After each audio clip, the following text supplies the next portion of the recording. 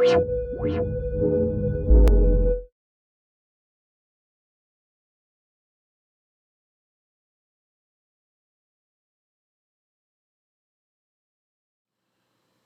donc on se retrouve aujourd'hui pour le deuxième volet du tuto consacré au rack extension Oberon.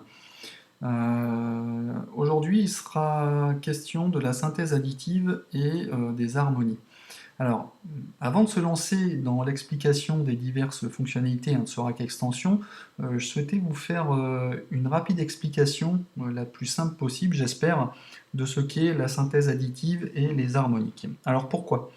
Parce que ce synthétiseur virtuel est avant tout un synthé à synthèse additive et qu'il offre des possibilités de gérer en fait les harmoniques, les partiels. Donc je pense que c'est quand même important, outre le fait qu'on puisse tourner des boutons, de savoir à quoi ça sert et surtout d'essayer de se représenter dans sa tête de façon imagée comment tous ces sons se construisent dans l'espace sonore, dans le champ spectral. Avant de vous parler de la synthèse sonore additive, je vais vous expliquer ce qu'est la synthèse sonore soustractive. Alors pourquoi Tout simplement pour que ce que ça vous permettra en fait de comprendre comment fonctionnent l'un et l'autre par opposition. Je vous invite également à aller consulter dans le manuel d'Oberon l'article qui traite de ce sujet. Alors, la synthèse soustractive. C'est le mode en fait de synthèse qui est le plus souvent utilisé par la majorité des synthés, qui consiste en quelque sorte à produire une onde, les ondes classiques que vous connaissez certainement, en dents de scie, en carré, en triangle, etc., qui génère un son plat, souvent monotone en général, sur lequel on va appliquer un ou plusieurs filtres pour éliminer, pour soustraire en fait une partie de leur spectre, ce qui va faire changer le son en quelque sorte. Donc le filtre, il va donc servir à supprimer une partie du spectre, donc à enlever quelque chose, d'où le nom de synthèse soustractive. La synthèse additive, c'est l'inverse, dans le sens où on va partir de rien et on va additionner des signaux sinusoïdaux, appelés partiels dans Oberon, on y reviendra plus tard, on appelle ça également des harmoniques en général. Ce qui se passe dans la théorie, c'est qu'on peut se retrouver en fait avec une multitude, un nombre infini en fait d'ondes sinusoïdales, sauf que ici, comme dans un vrai synthé, il faut bien se limiter en fait à un certain nombre d'oscillateurs, donc de se contenter d'un certain nombre de signaux sinusoïdaux. On verra ça plus tard, comment gérer tout ça dans ce rack extension. Pour aller plus loin, un son qui est créé par un instrument acoustique ou un synthé analogique soustractif, justement, il est produit avec des formes d'ondes périodiques, on l'a dit, en dents de scie, en triangle, en carré. En synthèse additive, on peut remarquer en fait que ces formes d'ondes sont issues de signaux sinusoïdaux. Je vais vous donner un exemple. Ici. Là, on va prendre celle en dents de scie. Et vous voyez le comportement en fait en synthèse additive quand on utilise une onde en dents de scie. Vous voyez qu'elle part initialement comme ceci et elle évolue. Voilà. Ici en triangle, donc c'est moins perceptible.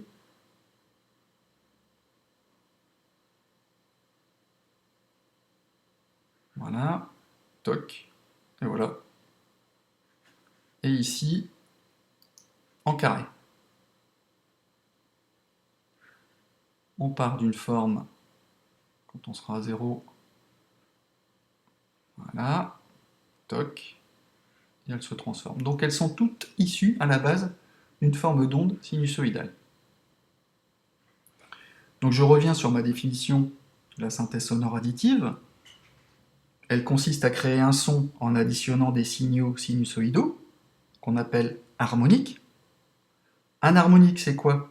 C'est un partiel particulier dans le spectre sonore, une portion en quelque sorte. Et c'est donc la composante d'un son périodique, d'une onde, dans notre cas, qui possède en fait une fréquence multiple. Ce petit bout, il possède une fréquence multiple de la fréquence fondamentale. Alors, je ne vais pas compliquer, mais qu'est-ce que la fréquence fondamentale? C'est quoi? Ben, c'est l'harmonique, on va dire, de premier rang.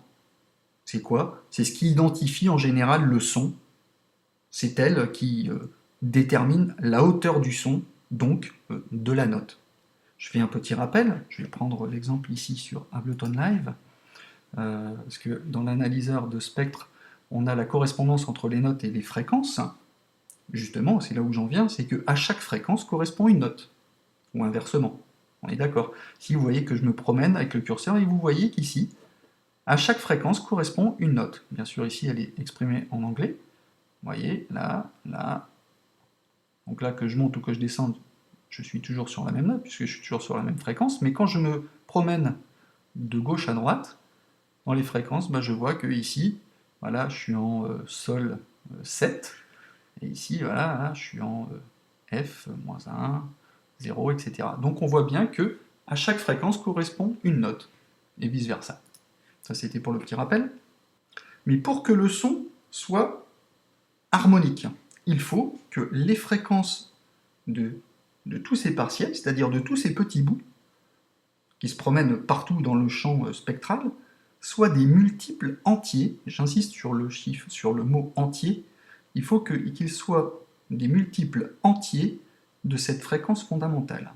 On va prendre un exemple, le plus couramment utilisé, avec la fréquence fondamentale de 440 Hz, ce qui correspond à la note de référence musicale, c'est notre La de référence, c'est la tonalité du téléphone quand vous décrochez avant de faire votre numéro, c'est ce qui sert d'ailleurs aussi aux musiciens, aux guitaristes pour s'accorder, ils s'accordent tous sur le La pour accorder leur guitare, bref.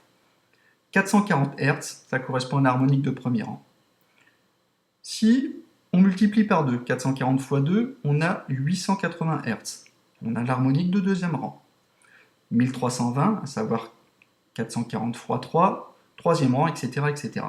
On a tous, ici, dans ces cas-là, on a des multiples entiers. Pas avec des virgules, on a des multiples entiers, donc potentiellement harmoniques. Ça va être le cas dans Oberon des formes d'ondes 1 et 2. On verra plus tard. Si on n'a pas des multiples entiers, on va parler de inharmonique. Ça va être le cas, si en général c'est le cas des sons qui sont percussifs, de bruit, ou avec des formes d'ondes, dans le cas d'Oberon, metal, noise, water ou crowd, on y reviendra plus tard, dans un prochain tuto.